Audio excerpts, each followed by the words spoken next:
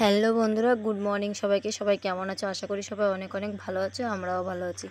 তো যাই হোক, জিতু প্রায় 15-16 দিন স্কুলে যায় না, আজকে স্কুলে যাচ্ছে। তার কারণ আজকে হচ্ছে ওর পরীক্ষা, ওর জন্যই স্কুলে যাচ্ছে, না হলে আজকেও আমি যেতে দিতাম না।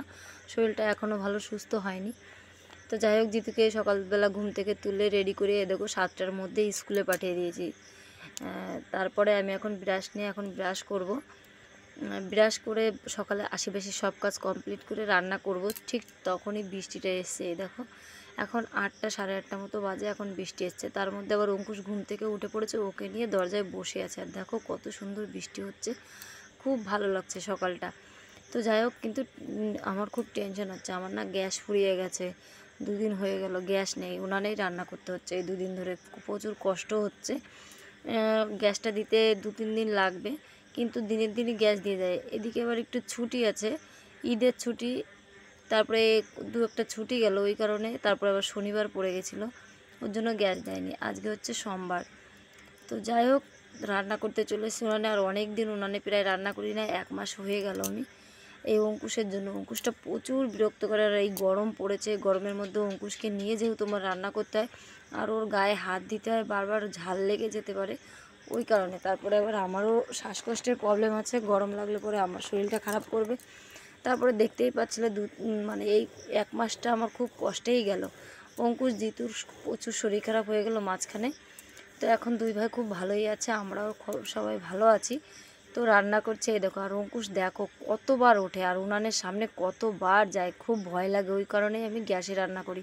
কখন বটিতে পড়ে, না ফ্যানের পড়ে, না তরকারির গাবলার মধ্যে হাত দিয়ে দেয়, এই ভয়তে আমি গ্যাসে রান্না করছি। তো ওকে প্রচুর, এখানে যত সবজি আছে আমার কাছে, আলু, পটল, উচ্ছে, লেবু, লঙ্কাটা বাদ দিয়ে সব সবজি ওর হাতে দিই, কিন্তু বাবু কিছুই নেবে না, এই উনানের সামনেই বারবার আসবে।